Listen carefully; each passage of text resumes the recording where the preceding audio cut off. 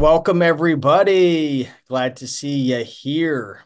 We'll see if we get a good turnout tonight. I know everybody's probably maybe getting home from work or excited to turn on the TV for tonight to see how the future unfolds. But regardless, great to see everybody here. We got Mike, the used book guy. He ain't the new book guy. Don't be selling new books on Ah, Amazon. don't do that. Don't What's do going that. on? What's up, I think I everybody? see Hope some everybody's had a good day. I think I see some new books on your bookshelf, man. Yeah, Probably all it's at all the top. fake. Amazon keeps my stuff. So we're going to be talking about how to start a book business, how to run one, how to grow one. I've been selling books, DVDs, electronics, board games, toys, all different types of items for over a decade now. I earn a full-time income from my Amazon business, although I do put in part-time hours, which we'll get into. Mike, you've been selling for how long now on Amazon? Amazon since 2019, so I'm right at about the 5 year mark. eBay, I kind of was like an everything part-time seller, probably for around the same time you, probably close to 10 years. And how long have you been full time again? Did you mention it? Like how many years part time and then full time? I walked out of CVS in 2020, and I never looked back. Wow. So I believe if I remember your story correctly, you were actually a manager at CVS. Wasn't that right? You were kind of running a store. Store manager, salary store manager. So the benefit that reselling is kind of the main thing that got me into wanting to scale reselling was get my time back, right? Because as a salary employee, they say it's 45 hours, but it's never 45 hours. So the appeal to me was, okay, let me try to figure something else out where I'm not working around the clock so I can have a little bit of free time, but still make the same amount of money. That was the big goal for me. But yeah, I mean, I quit. I tell everybody this, I got no shame in it. I quit in the middle of my shift at CVS, and district manager never even reached out to me or anything, left my keys, and that was it. And I just remember the feeling of walking out those doors for the last time. I don't know if I'll ever be able to replicate it, but it was a once in a lifetime thing. And once you're a manager, man, and you walk out those doors and you leave, you can't come back. You can't walk in and say, "Oh, I thought my shift was over." Yeah, yeah. Although I guarantee if I wanted to go get my job back, they probably would rehire me, but there ain't no chance. So I want to know in the comments, I want to know, leave a comment down below. What was the last job you worked at? Or what, you don't have to expose yourself if you're currently working at the job, but what was the last job you worked at before if maybe you're a full-time reseller? Mine was Cracker Barrel. I was there for a year. I used to have the little apron on. I worked my way up to, I think, 3 stars. I don't know if you've been there, but they put the stars on your apron. I'll tell you right now, there was not a single table that didn't have hot biscuits when I was working there. Okay. If I noticed that you were running low on biscuits, I was going to bring those biscuits back. I don't know. You got those in PA, Cracker Yeah, Barrel? yeah, dude. Yeah, we've got them. Oh, I flipped man. DVDs from the Cracker Barrel. I've flipped DVDs that have the Cracker Barrel sticker on them. So I mean, you could have been flipping DVDs while you worked there. We got Suzanne saying correctional officer, a bunch of people working full time. And let me know for the folks who are watching now before we get in, we've got a really good outline of questions for today that we're going to cover. But yeah, let me know if you're part-time on Amazon or full-time. I see Amanda in the not in the comments on the video. What's up, Amanda? Good to see you. Amanda's man, she works a full-time job, but I feel like she is full-time on Walmart, full-time on Amazon. She has like 3 full-time jobs. I don't know how she does it, but Amanda is a killer. If you guys aren't following Amanda, Flipping with Amanda. Also, Mike's YouTube channel is Mike the Used Book Guy. Look him up on YouTube, and we'll put some links down below afterwards as well. I'm gonna put this on the YouTube channel as well. We got AR saying paralegal.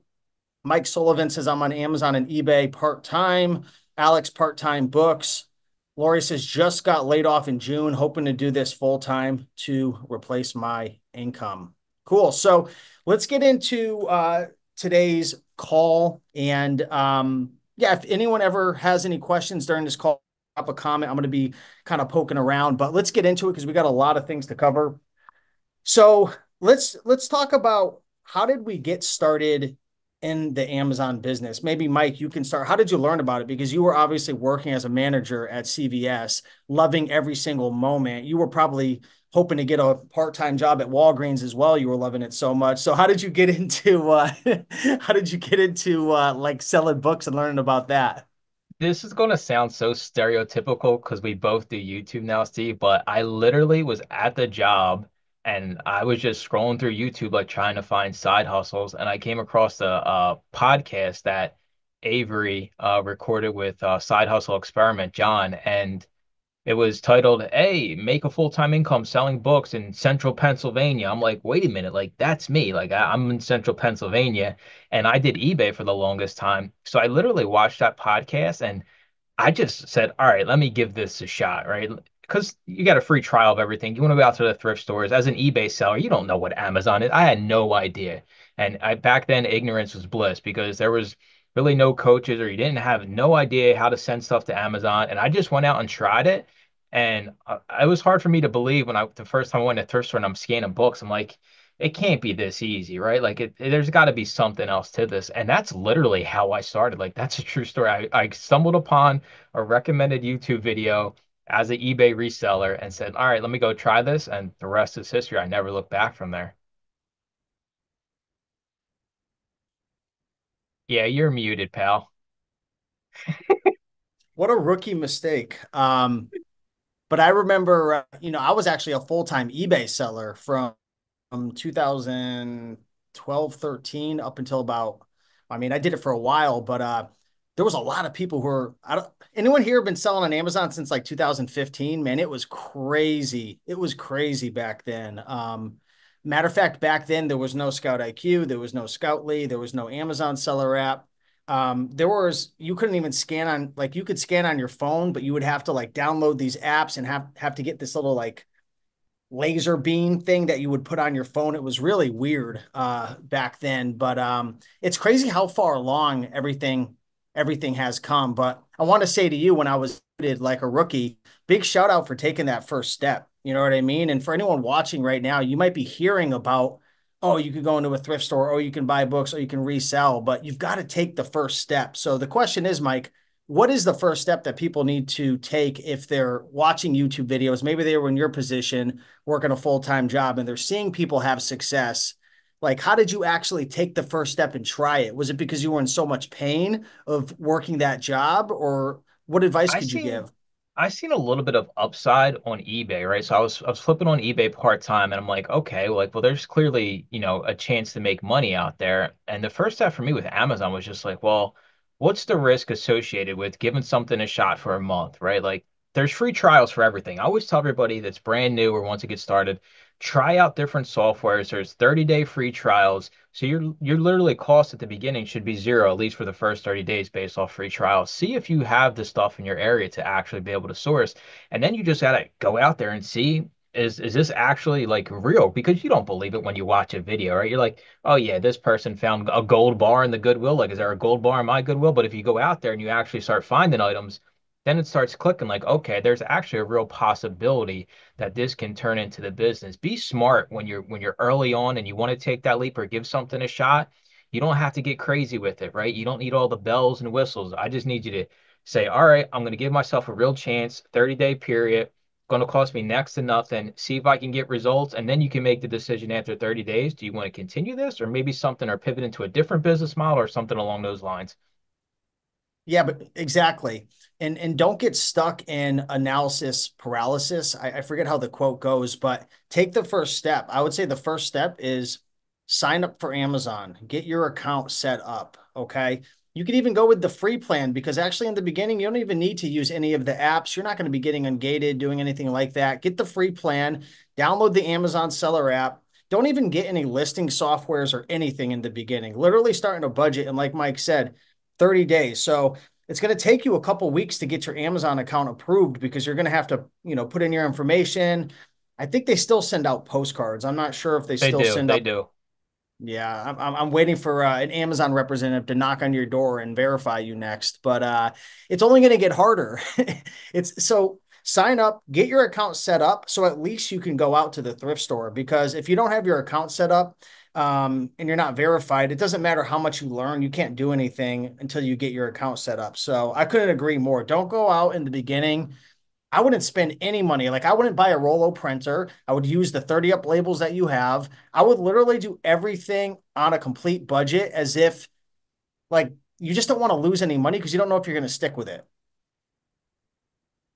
I agree. I think what you said kind of crosses off all the you want to be smart about it in the beginning, but you want to give I always tell when I try different things in my business, I always want to give it a real shot. So if it doesn't work, I can tell myself I gave it my best effort. It's time to move on to something else. I didn't get results. I don't want you to be the person that's like starts and then you go out to one store and you don't find anything and you're like, well, that's the end of the line because you're just selling yourself short at the end of the day. And there's so much possibility. And with all the hurdles like we're talking about, right? The postcard, the video verification, for you just getting through those steps, that puts you leaps and bounds ahead of every eBay seller that's too scared to start on Amazon. And especially in the world of media that I sell, selling media on eBay is all but a dead business. So you literally put yourself ahead of every other reseller just because you're willing to these hurdles that we have. It's just you waiting. And honestly, it's kind of a good thing because it lets you think about what you want to do, where you want your business to be in the meantime while you wait for the video call and the postcard to show up and it doesn't show up and you got to get another postcard. But it's they're just minor setbacks to a bigger goal at the end of the rainbow. 100%.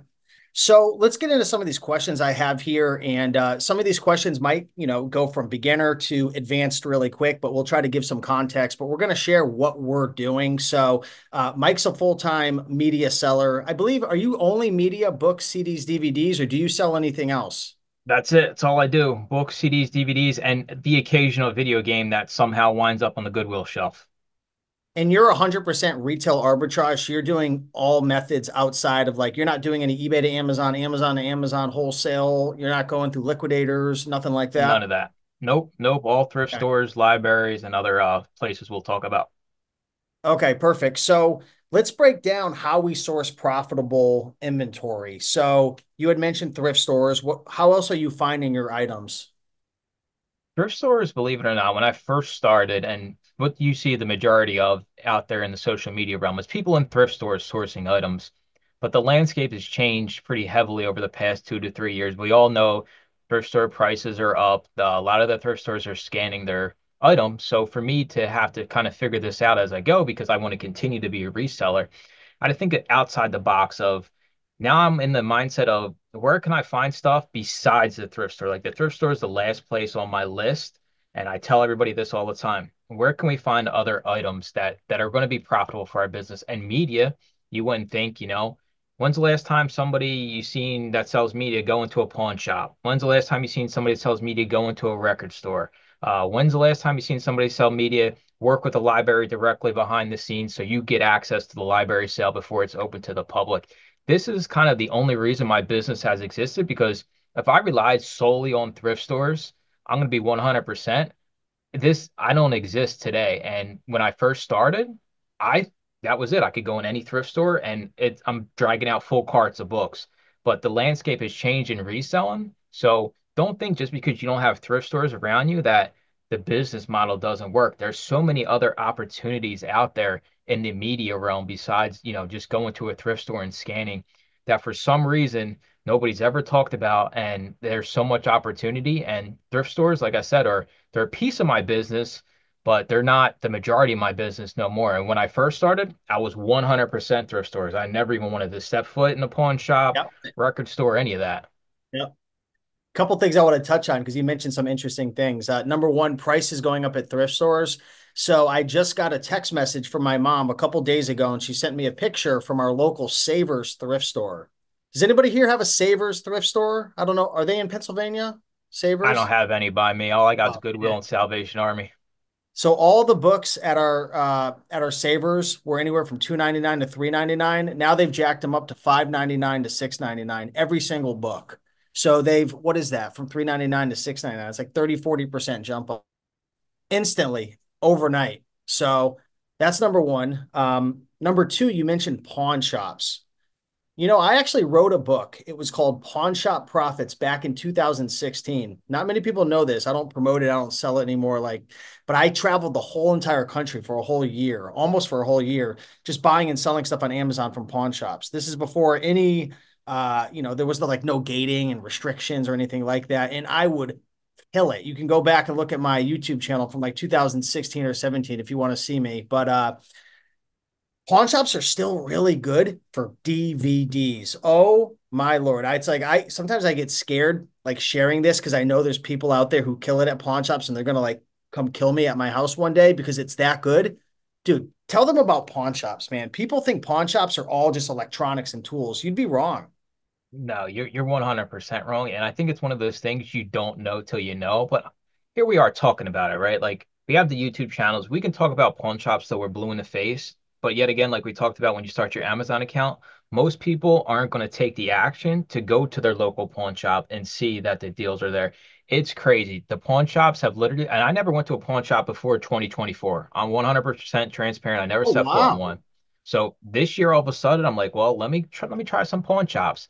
The DVDs and Blu-rays, some of them have CDs, they all have video games, and they negotiate themselves down. I go up with a stack of DVDs or Blu-rays, and they're like, ah, we'll hook you up with the deal. You don't even have it. You don't even got to be like, hey, can you hook me up? It's crazy how good pawn shops have been to me this year. It's mind blowing, and you wouldn't believe it until you actually walk in one and see that the DVDs are 10 for a dollar and the Blu-rays are 4 for 5, and you literally just leave with stacks.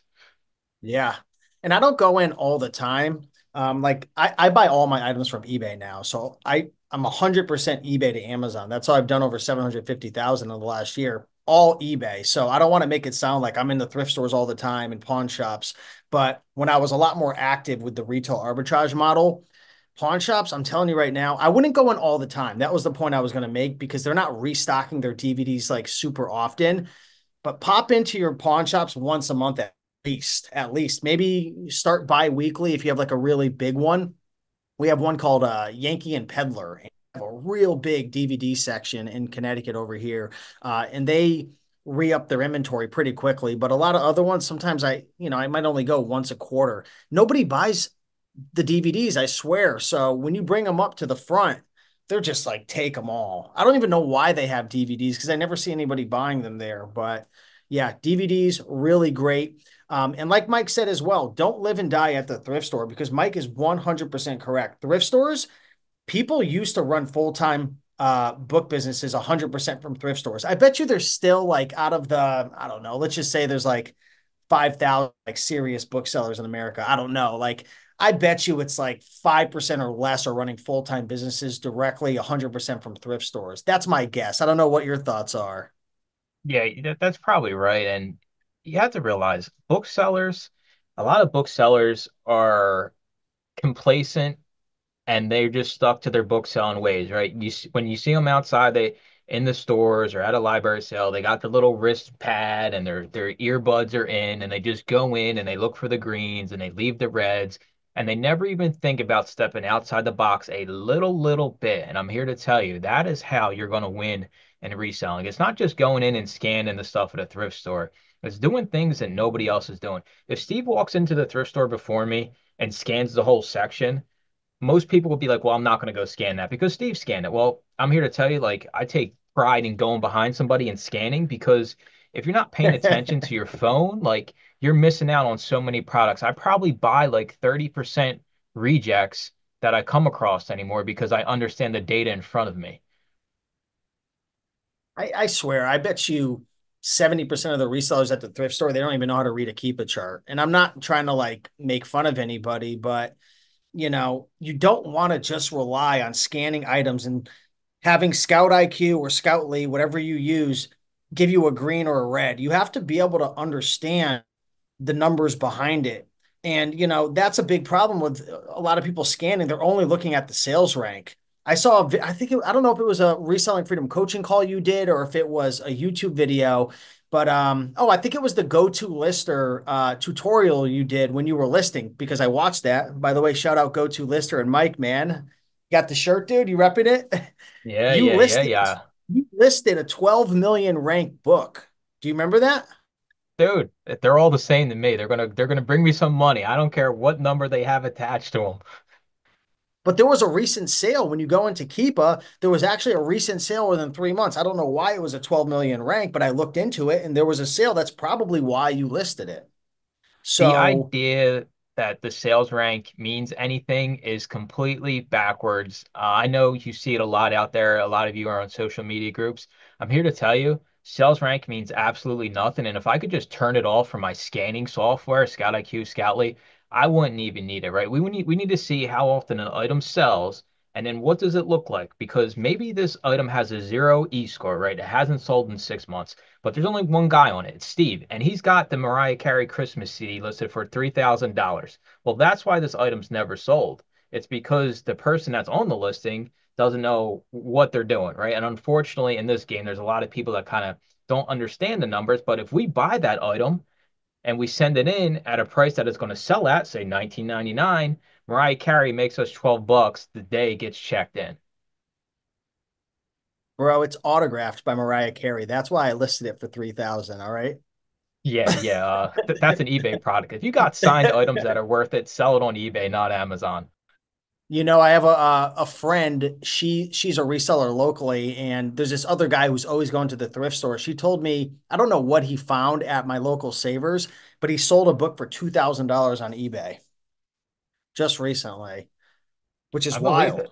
I mean, somebody found the Wheel of Time, I think, or one of those old books, first edition, at a Goodwill bins for like 25 cents. I'm pretty sure he sold it for $8,000. But I mean, those are like the huge Yeah, outliers in the yeah. realm. That's another thing we can kind of get into is that you're not going to walk into a thrift store and find like nothing but textbooks that are going to make you 50 plus dollars. My average sales price is right around 16, $17, and I do about 12 and a half thousand dollars in sales a month.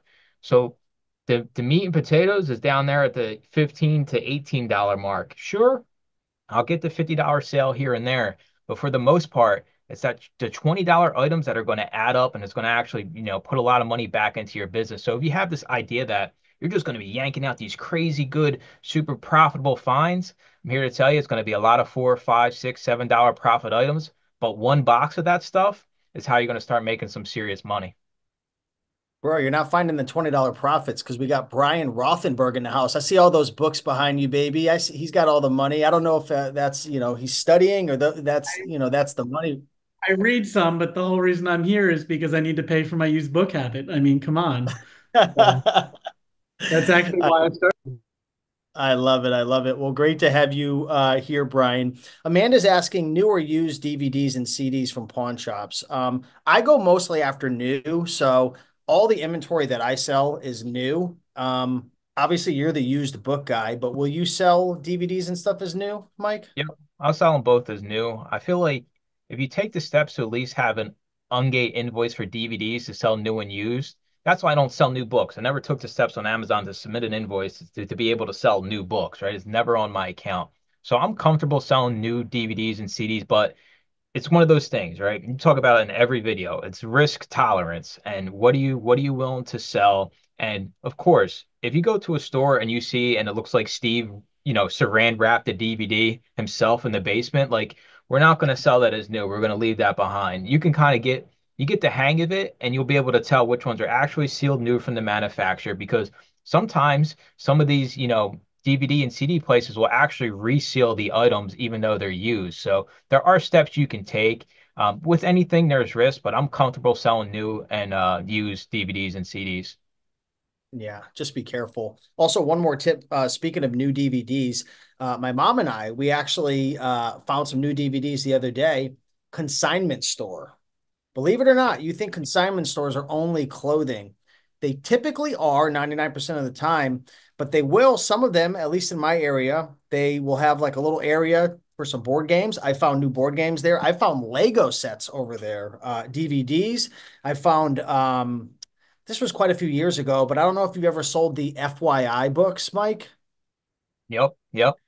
Those things used to go for crazy money. I don't know if they still do, but I mean, those things used to sell for over $100.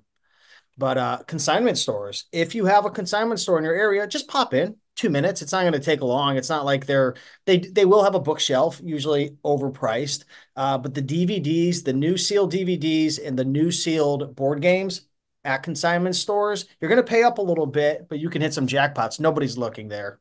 Nobody. Now Okay. my I got one more for you before we roll Yeah, out of this please. topic. Rite Aids. The beginning of this year, Rite Aid clearanced out all of their media, so it was $1 a piece. Everything's brand new sealed in the Rite Aids. I probably went to like 50 Rite Aids around me, and I don't even know how much money I made off them. But those types of opportunities, like I've covered in YouTube videos, like Big Lots actually clearances out a lot of their Blu-rays actively. So you can go into Big Lots and buy new Blu-rays for like 40 cents, 50 cents. Now, they're not all going to be clearance, and maybe not all the Big Lots have it, but it's just another Good. tool in your tool belt. So when you buy the Big Lots, pop in for 2 seconds, see what's clearance, scan it, and then, I've flipped plenty of DVDs and Blu-rays from Big Lots as well. Are Big Lots going out of business? Because the one in my area is going under, and they've clearanced everything out like dirt Some of cheap. them I don't. are. Some of them Yeah. are, yeah. Yeah. So the lesson here, everybody, think outside the box. Nothing wrong with starting with thrift stores and only doing thrift stores as a beginner, but anybody who's been in it for a long time, and we're actually going to get into a topic related to how to do this long term, but anybody who's done this long term, they've adapted, they've grown. How do you grow and learn about new things? Well, you start with one thing and then you do it and you learn it, and then you add one more thing. You walk into a pawn shop, you walk into a consignment store, you post the next door app, you go to your library sale, you go to booksalefinder.com. It's one step at a time. So hopefully that inspires folks to take that next step. And just know, if you go into a thrift store and you're new and you don't find anything, don't beat yourself up. I've been doing this for over 10 years. I can go into a thrift store tonight and I guarantee I probably wouldn't find that much because it's been wiped out. You have to learn the best days, the best times. You have to know when the other resellers are coming in. You need to know when the staff is bringing inventory out. There's a whole science to it. There really is. And then there's a factor of luck. So, speaking of long term, here's a question that I have that I want to chat with you about, Mike. So, what are some common misconceptions that new resellers have about staying in this business long term? Oh man, it's that it's passive income. It is not passive income. It is actually work, and especially books. Books are heavy. And I live on the third floor, so I've sold thousands and thousands of books, and everyone had to come up 4 flights of steps into a box and back down. Passive income's one of them. And when you see people's sales numbers, right, when they say, "Oh, I got X amount of dollars in sales," right? I told you guys I got a little bit over $12,000 in sales a month. That's not actually how much is coming into somebody's bank account, right? So as long as you have a real clear expectation of what it's going to be in the media realm, for me, thrifting, it's about 45 to 50% margin. So if I tell you I'm doing $12,000 in sales, that means 6,000 is going into my bank account as a payout, but that's before buy costs, fees, everything like that. So if you have a clear expectation and you're willing to move at the speed of cash and take your time in this can be a long-term kind of play. And, I see it the way, your mom does it a little bit on the side. Sure, if you want to be the huge mega seller, that's a-okay. But if you want to be the person that puts an extra $1,000 in your bank account every single month, I think that opportunity is there with not really much time investment once you figure things out a little bit. Yeah. And I would go on the other side of the coin too, a bit more extreme. I would say a common misconception is a lot of people think, oh, I'm 65 or 70, or I have a bad back, or, I can't do this because of my health. You actually can. It's a bit more sophisticated, but myself included, and a lot of people that I know, shout out to Joji Davenport, Victor Glejos, Avery Martin, you can actually source inventory from home. It's a bit more advanced, but you can actually buy books, CDs, DVDs, all different types of items from Amazon and flip them back on Amazon. It's called online arbitrage. There's a software called Book Mine, which Joji and Victor they created, which helps you find undervalued books on Amazon that you can flip back on Amazon. You could source items from eBay to flip on Amazon. There's ways to actually do this where you don't have to break your back. Matter of fact, there's ways that you can do this where you never have to touch an item. I haven't seen an item, Mike, in the last year, starting in January. I went to a prep center, and a prep center essentially, I know you know this, Mike, but for anyone who's on the newer side, I buy all my items from eBay. They get shipped to my prep center, Little Owl Prep in Ohio. They receive everything, they label everything, they ship it on my behalf for about $1.50 per item.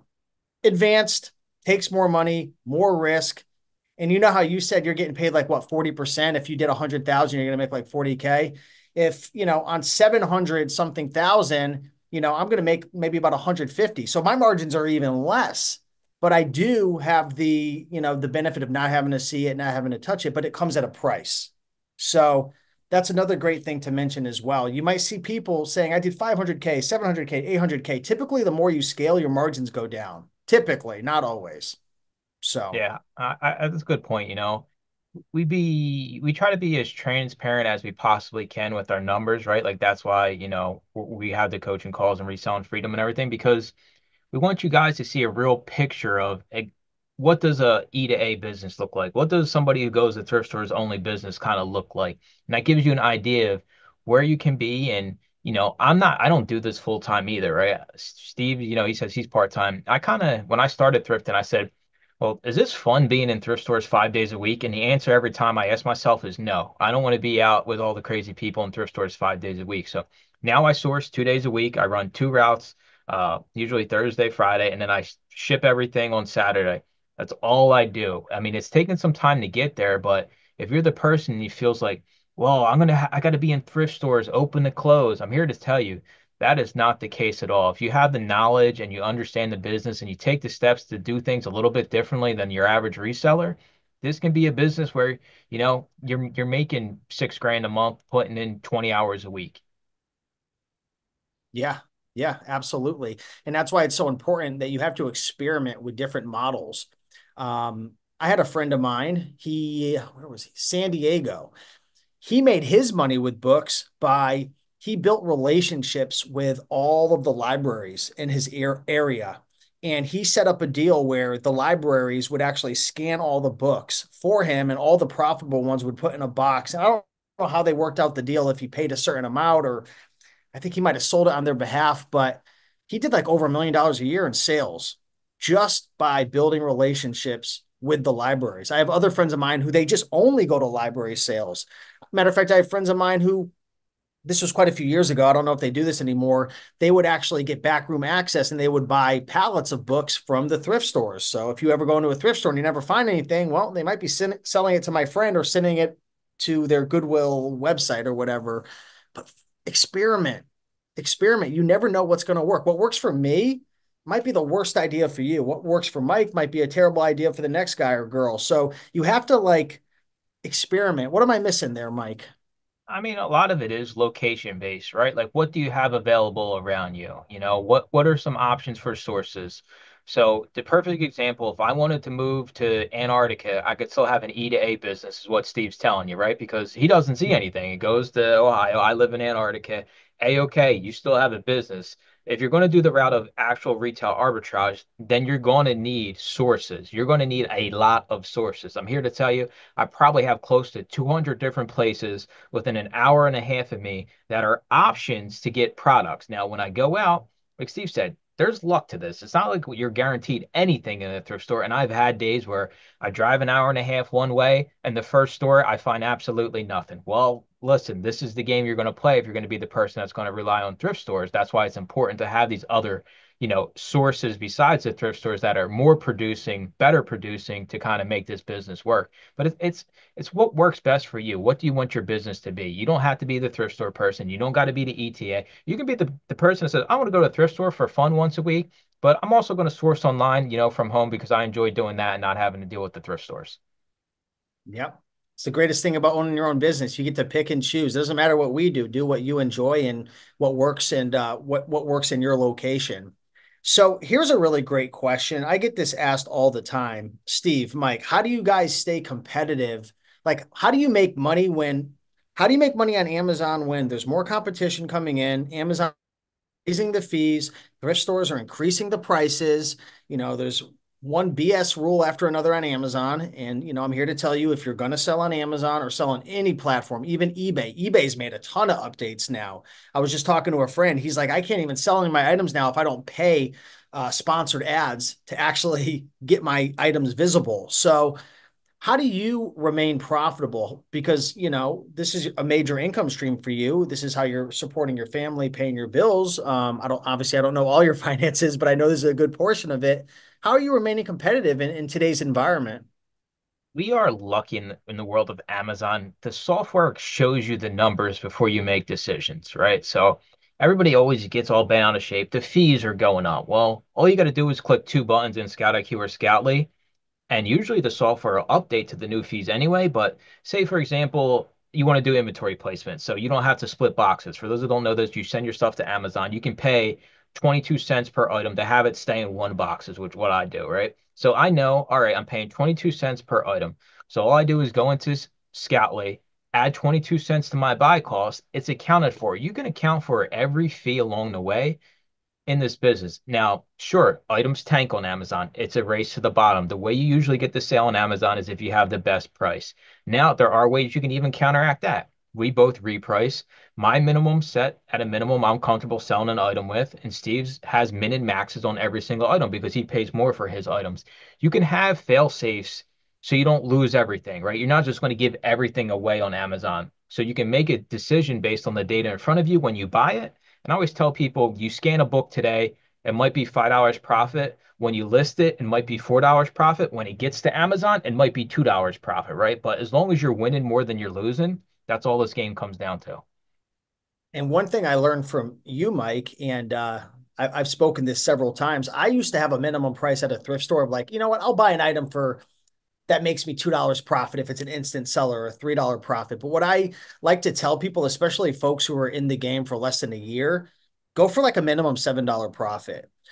Because if you start playing around with items that are going to make you two, three, $4 profit, the realization is you don't know what you don't know. You don't understand how to read Keepa charts. You don't have the experience, and you just, like you said before, sometimes an item will be a $5 profit. Next thing you know, it checks in at $1 profit. So I would say in the beginning, aim for a higher profit just to be safe, even if you buy less books, because people, they buy a book, they think, okay, I'm going to make $12 profit. You might, but if you spent $3.99 in that book, you're actually $4 in the hole right now. So you're actually in the negative. That $12 profit isn't actually a profit until you send it in and it actually sells. So sometimes it's better to not buy a book at all than to buy a book that you think is going to make money that may never sell or might lose money. You're 100% right. I mean, think about it. I have basically 5,000 items sitting in Amazon.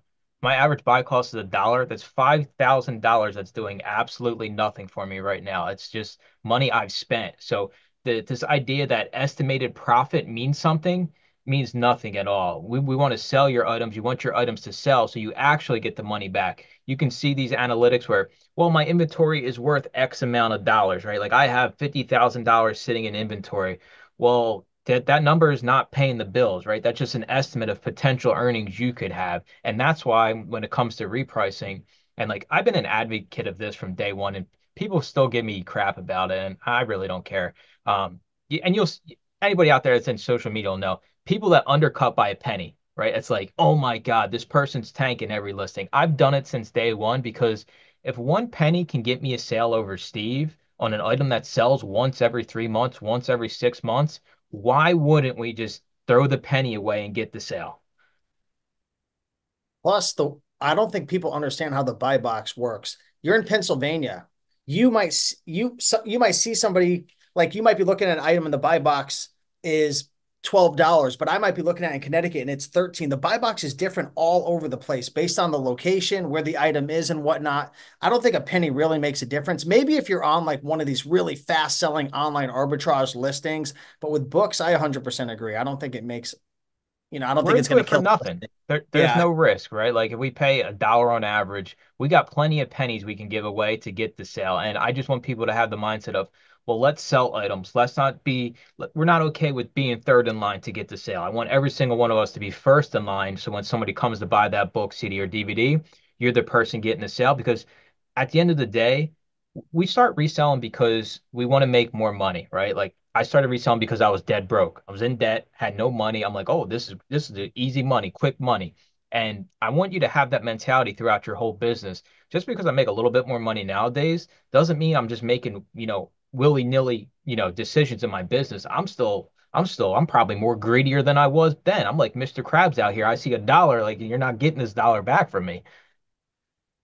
I love it. I love it. I'm going to ask you a question, but first I want to ask the audience, what's your biggest struggle right now for everybody who's watching? Maybe you're trying to get started, maybe you're selling. What is your biggest struggle right now in your business? I want to know what's keeping you up at night, what's holding you back. And while we wait for a response, I wanted to ask you, Mike. So, you're primarily, books, media items, and whatnot. What's your average sell-through rate? So, like, say for example, you have 1,000 items in your inventory right now. How many items on average are you looking to sell per month? If you sold So 200 out of your 1,000, it'd be a 20%. yeah, per month, I'm looking right around like 15 or 16%. So think about it this way. If you go source your first box today, 20% is the ideal number to be at. So within the first month, you should sell 20% of those items. So you go spend a dollar per item, 100 items, you put it in a box. You should expect to sell 20 of those items that first month. So the majority of your money is going to come after the first month. So have that in mind as well. So I'm even lower than 20. I'm right around 15, 16, and that's why I have to have 5,000 items in inventory. And I think you have like some insanely low number in inventory compared to me, right? Yeah, I have about 500, but it's a different business model. Like that's like again, the pros and cons. You're spending sometimes a nickel or a dime for, buying these bulk deals and getting it dirt cheap. My average selling price is, $105, but my average buy price is 45 to $50. So my sell-through rate, according to Go-To Lister, is actually over 100% over the last month because I'm actually selling more, or I'm buying more than I'm actually selling. So I aim to like, turn my inventory over every single month. But it's a different game. I have 20, 30,000 a month sitting on the line. I have to turn it. If I don't turn it, I'm out of business. So that's why you can get away with that, is because your cost of goods is so low and your profit margins are so high. You don't have to sell nearly as much as I do to make payroll and keep going. Yeah, yeah. I mean, it is nice though, the faster sell through. I've thought about this more and more. Sell through is what matters, right? You have to sell your items to get paid in this business. And when you start out, you might be running into a lot of these long tail books, and just know that with the way it's structured, this book might only sell once every 6 months. So you want to be in line to get the sale when that comes, because if you miss the boat and they buy somebody else's copy, you might have to wait another 6 months. Yeah, that's interesting. And this is actually a good segue because Amanda said one of her biggest struggles was repricing. My average item that I sell is probably like a 50% ROI. If that doesn't sell within a month, Mike, I will drop that thing down to a 20%. And then by month three, I will literally lose money. I have to get rid of it. I have to get my money back. In a book business, what does your repricing strategy look like? Let's just say, month one through, you'll probably hold a book over a year if you have to, or will you not?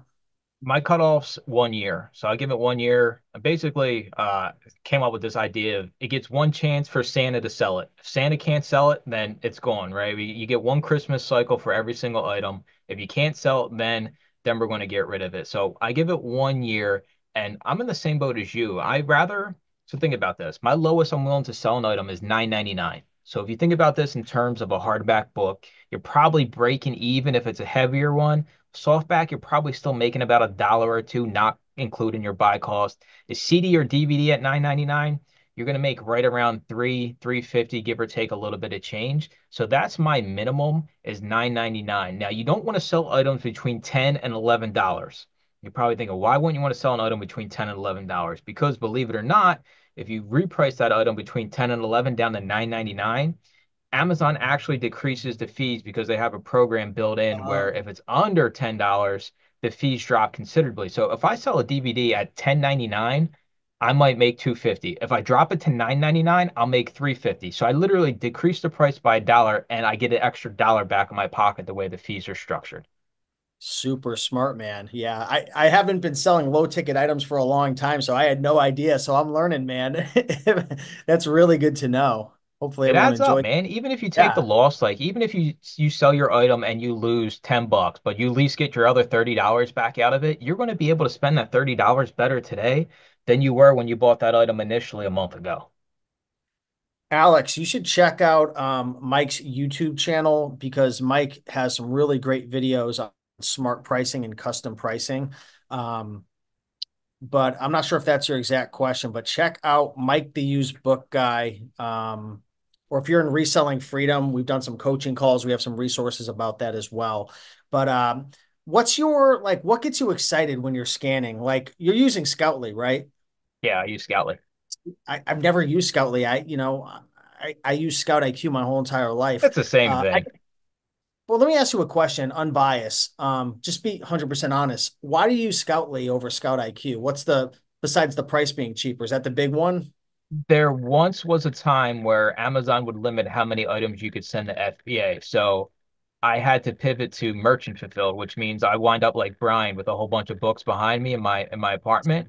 And with Scout IQ, when you scanned, you could only see the FBA. And if you wanted the merchant, you have to switch trigger sets to do merchant. So with Scoutly, they have it built in where you scan a book and it shows the FBA and the merchant profit right next to each other on the same screen.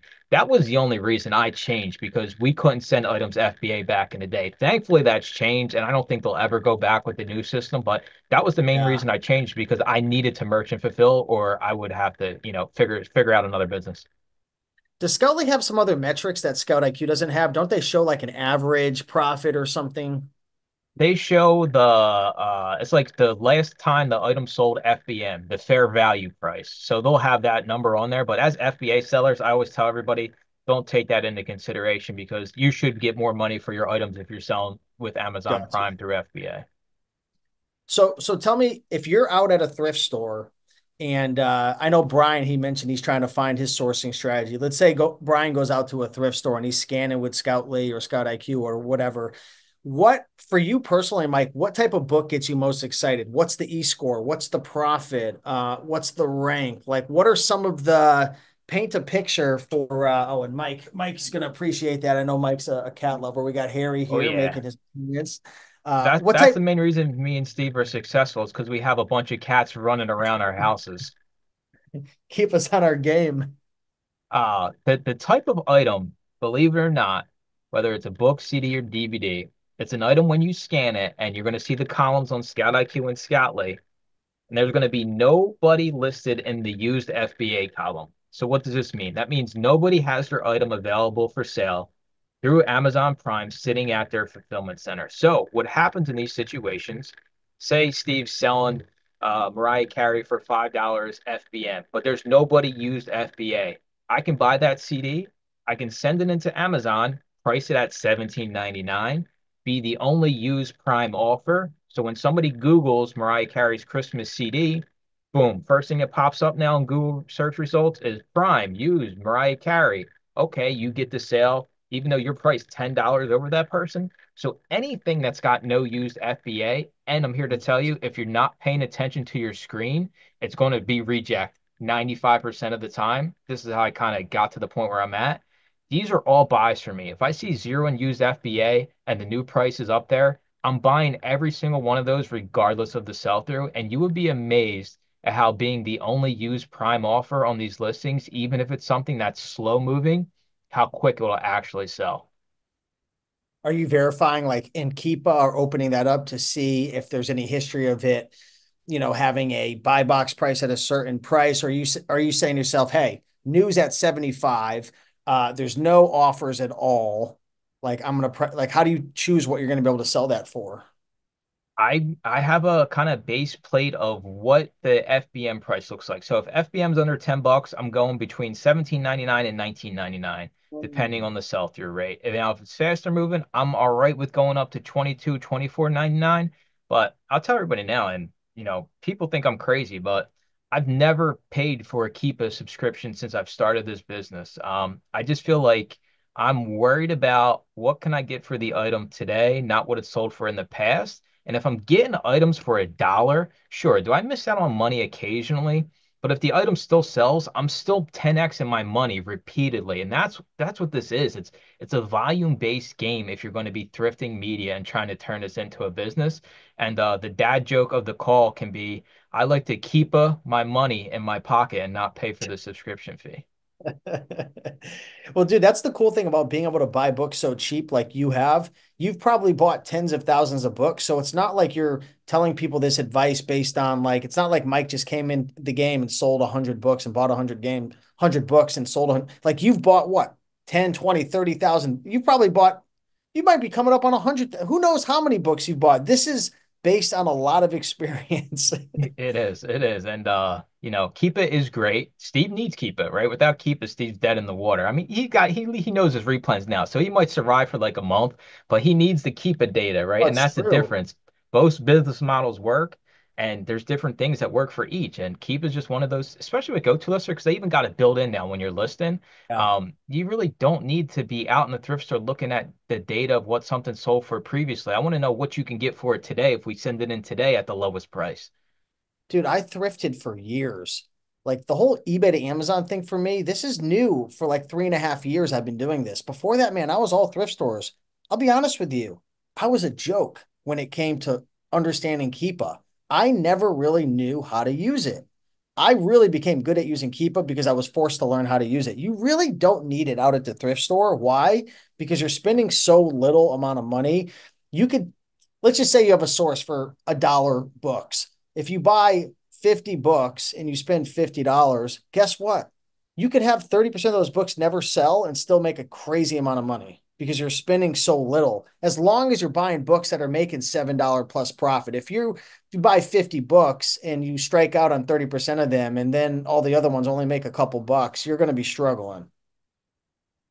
Yeah, you're right. I So mean, think about this. If we can take risk on long-term items that are going to sit there for 6 months, they only sell once every 6 months because we only need one of those 10 to sell and it covers the cost plus some. So we don't have to sell every one of those long tail items to be profitable in the thrifting model. We're A-okay with only selling one or two of those because we still come out ahead in the long term, even if we have to get rid of the other books. see, I can't do that though in my business though, because I spend so I'm on the opposite end. I'm spending so much for my cost of goods to acquire my inventory. I can't have 30% of my inventory not sell. So that's just something to kind of keep in mind. Now, here's a question from Joshua. I want to answer this because someone thumbs it up too. How do you get rid of it? An older book, Mike. Can you delete on Amazon seller? So say you have a book that tanks in price, the rank goes up to 10 million. You know this thing's never going to come back. It's coming up on the year, which is right. The year is when you get hit with the long-term storage fees.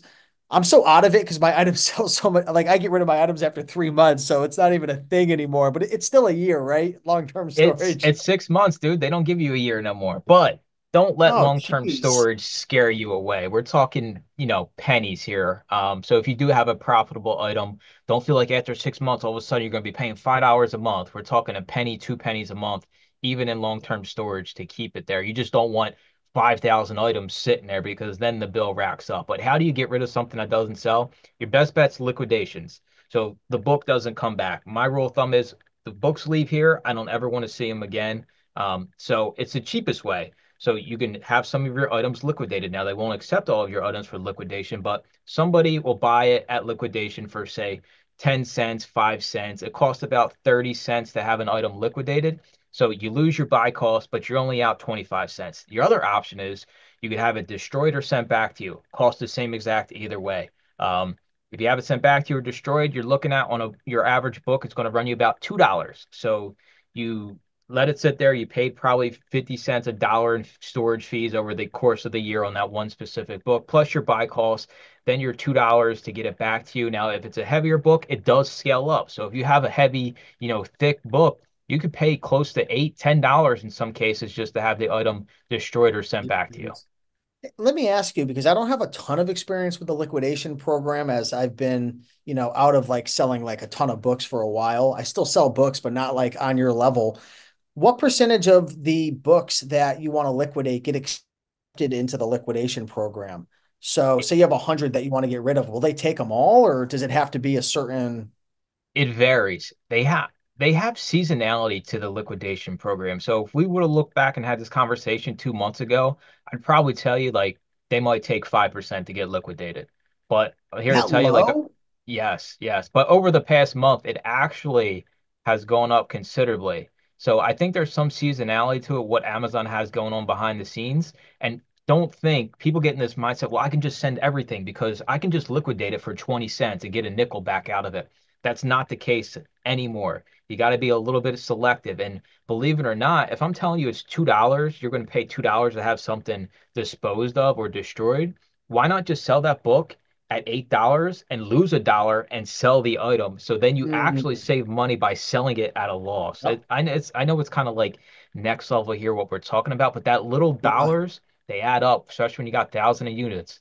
Dude, I'll tell you a big mistake. I had a coaching call with a gentleman. This was probably 6 months ago, and he had an inventory of probably 3,000 just crap books. I mean, these things were just, he obviously never took the time to really understand how to analyze books, or he never repriced them. I think it was a whole combination, but he had thousands of books, dude.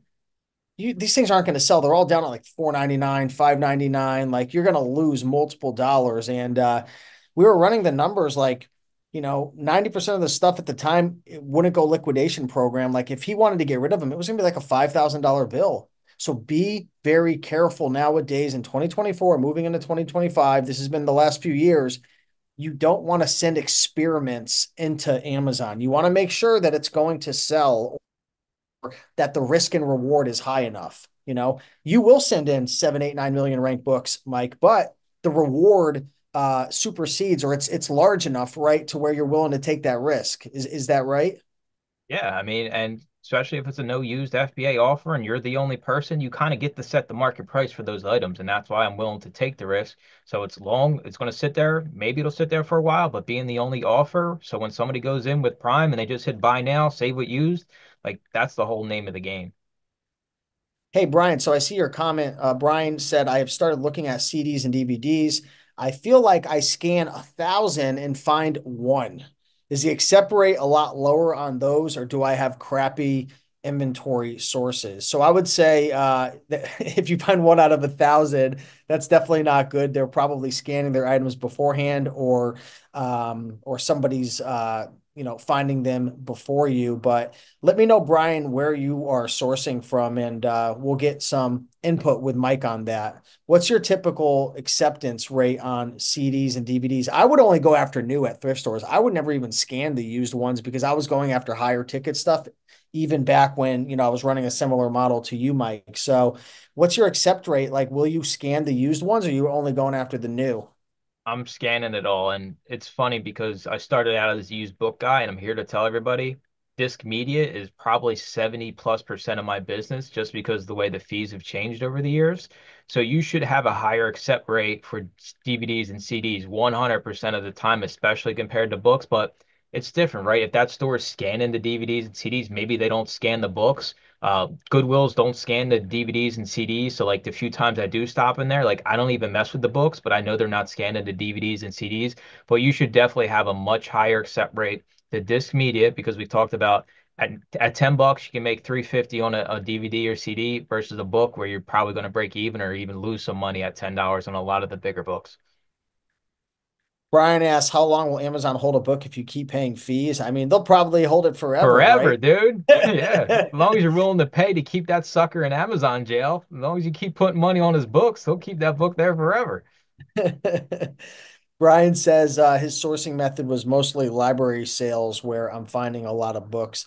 I haven't bothered scanning at thrift stores. I actually found quite a few DVDs, brand new sealed DVDs at library. Have you been finding any new sealed, Brian, at the library sales? No? Yeah. Well, if you see them, definitely scan them. But I think it depends. Like Mike was saying too, it depends on the location. It depends on the timing. Did competition beat you? Um, and make sure your triggers are set up correctly as well. Do you have any specific triggers that you set up for DVDs in particular, Mike? No, I'm just looking for at least $5 profit unless I'm buying in bulk. Then I'm willing to go down to like 350 if it's a fast moving DVD or CD. I don't I try to avoid the fast moving books just because of the removal fees. And if it doesn't get liquidated, all of a sudden that turns into me losing $2. But yeah, the libraries, all libraries usually have a section where they sell items as well, right? So you can go into a library. I can go to my one right here locally. Whenever they're open, they have a little section where they basically give stuff away for next to nothing. They'll have CDs, they'll have DVDs, they'll have a book section. And library sales, I'll be straight up with everybody here. The only library sales I do are the libraries I work with, and I scan it before the sales open to the public. And I don't go to any public library sales. There's just, for me, there's no value in it. I got to get there an hour before. And then there's 35 psychos in there. They got all their family members with them that block off the whole library sale. When I'm here to Dude, tell you, I'd be better off if I just ran my thrifting route, cherry pick the good items instead of having to fight. But I mean, partner up with libraries. I'm telling you right now, I set up the library sale. We set everything up, and they say, Mike, you can scan for the next 5 hours. And what happens when you go on Book Sale Finder? It says fresh, not picked over inventory. It doesn't say Mike the Used Book Guy scan the whole sale before it's open to the public. So don't believe everything you read. dude, I feel like if I did something wrong, instead of like throwing me in jail, just send me to a library sale for a life sentence. I can't stand the people at the library sales. They are savages. I ever told you about the time? I've told this on YouTube multiple times. The first library sale I ever went to, Mike. So, I don't know if you ever gone to like any of the really big ones where you're sitting on the sidelines and when they say go, everyone just like go psycho in. Dude, the first book I went to grab, this guy grabbed it at the same time as me and told me to go F myself. And like he was so aggressive. And then like I've been to other ones where there's like a family, really a family of 10. I'm not going to mention any particular type of people, but over here, you'll know if you're in Connecticut, there's teams of about 10 or 12, and they are nuts. They will a whole table off into a box and like no rules, like animals. I don't know what to say, like psychos. Have you It's witnessed? uh I it's the hate, same I here, hate dude. them. I All right, hate so them. I'll give you my last experience to the one I went to. This was a library I was working with for the first time. So I didn't have the backroom access. I show up, I'm like ninth in line, right? I'm like, all right, this is not bad. I'm ninth in line, right? So we're counting down. It's like 3 minutes before it opens. And all of a sudden, it's like a clown car, right? 3 minutes before we open, there's like 30 people that get out of this little clown car, and all of a sudden I'm like 50th in line. It was but listen, we're not sitting here telling you don't go to library sales because what did I do? I went in and I went straight to the DVD and CD table, and not a single one of those people in front of me went Yeah. back there. And I literally was in and out of there because there was a limit. You could only buy 25 items and I was in and out of there in 20 minutes. And my item, I was maxed out, complete series, dollar a piece. Like I made out, and here are all the booksellers still fighting, and I'm out the door in 20 minutes with my limit. So don't feel like I'm not telling you library sales suck. Yeah. I'm saying if you have an option, 100% of the time, go for the disc media, and you'll be amazed at how many of these booksellers they just want to scan books for some reason. I don't know what it is, but hey, that's fine by us. Let them keep scanning the books. Yeah, I always wonder why. Is it they never took the time to get ungated in CDs and DVDs? It used to be Um, harder, dude. You used to have to spend $1,000. Now you can get away with $20, and people are just stuck in their ways, Steve. They don't want to take the two yeah. seconds to buy 10 off Christian book, and all of a sudden the gates are open. Another tip, Alex was asking, do you have any more gems?